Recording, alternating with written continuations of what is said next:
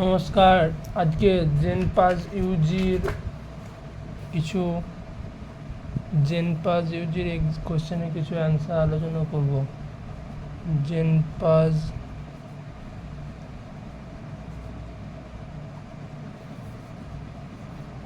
জেনপাস ইউজির কিছু question biology আলোচনা করব। ফার্স্ট কোশ্চেন, কৃষি প্রযুক্তিবিদ্যার আসল প্রযুক্তি হলো কৃষি প্রযুক্তিবিদ্যার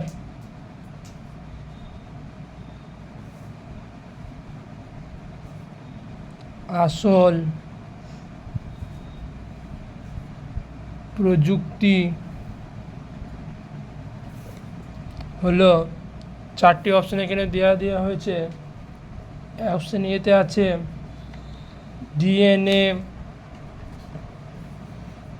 ডিএনএ রেপ্লিকেশন,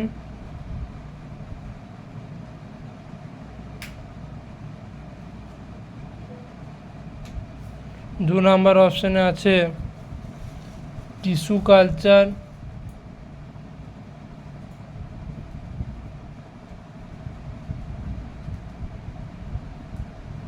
তিন নম্বর অপশনে আছে,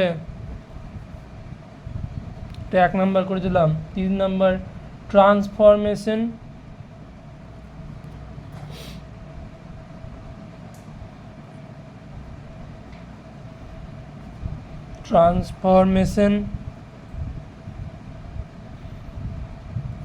আর 4 নম্বর অপশনে আছে প্ল্যান্ট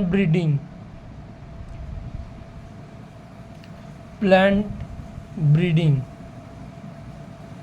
তো সঠিক অ্যান্সার কী হবে? সঠিক অ্যান্সারটা এখানে হয়ে যাবে টিস্যু কালচার।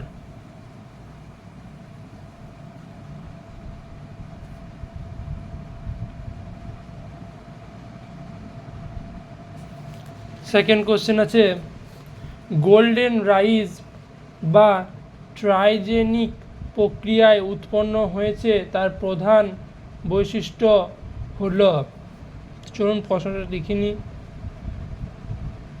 গোল্ডেন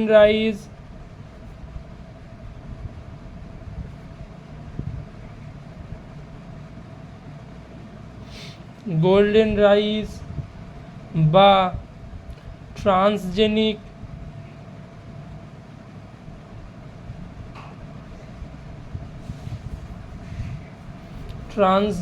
প্রক্রিয়ায়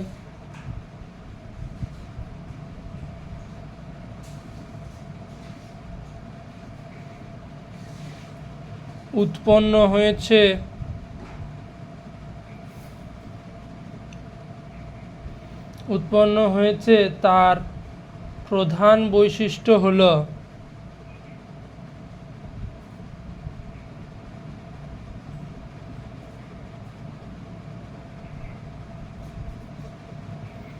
গোল্ডেন রাইস বা ট্রান্সজেনিক প্রক্রিয়া উৎপন্ন হয়েছে তার প্রধান বৈশিষ্ট্য হলো বেশি ভিটামিন এ থাকে।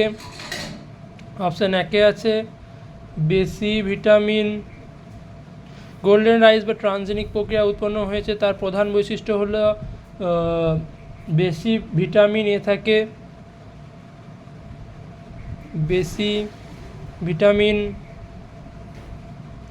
ভিটামিন এ থাকে। অপশন 2-তে আছে বেশি মিথিওনিন থাকে।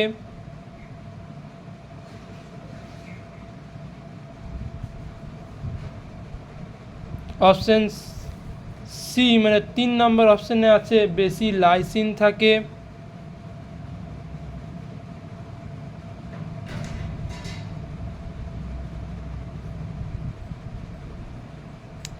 বেশি লুটিন থাকে।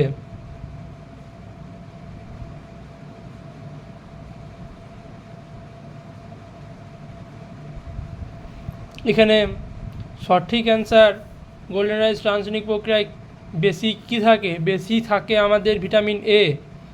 বেশি ভিটামিন এ থাকে। নেক্সট কোয়েশ্চেন বলছে যে রিকম্বিনেন্ট ডিএনএ টেকনোলজিতে কোনটি ব্যবহার করা হয়? তো রিকম্বিনেন্ট ডিএনএ টেকনোলজিতে কী ব্যবহার করা হয় দেখা যাক। রিকম্বিনেন্ট অপশানে আছে, দাঁড়ান আগে লিখে নিই কোয়েশ্চেনটা। রিকম্বিনেন্ট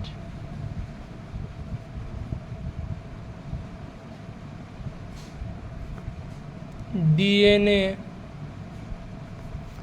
টেকনোলজিতে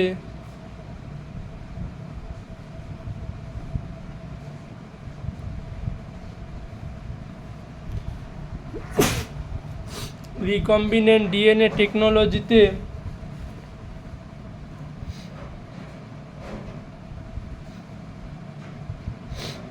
কোনটি ব্যবহার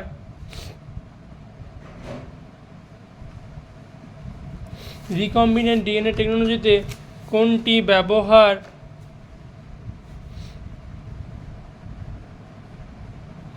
রিকম্বিনেন্ট ডিএনএ টেকনোলজিতে কোনটি ব্যবহার হয়? অপশানে আছে ভাইরাস,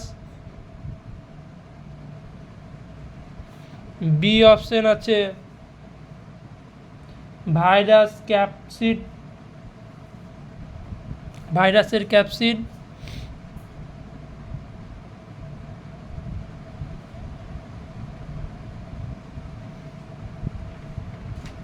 তিন নাম্বার অপশান আছে, সি অপশান আছে, তিন নিয়ে লিখি না, 1 2 3 করে লিখে নিয়ে যাও। ভাইরাস কোষ প্রাচীর,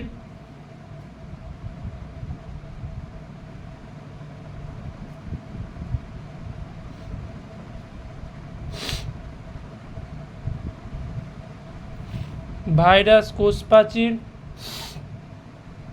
ভাইরাস কোষ প্রাচীর ও 4 নাম্বার অপশানে আছে যে জিন ভাইরাসের ক্যাপসিডে থাকে। এখানে সঠিক অ্যান্সারটি হয়ে যাবে ভাইরাস ক্যাপসিড, ভাইরাসের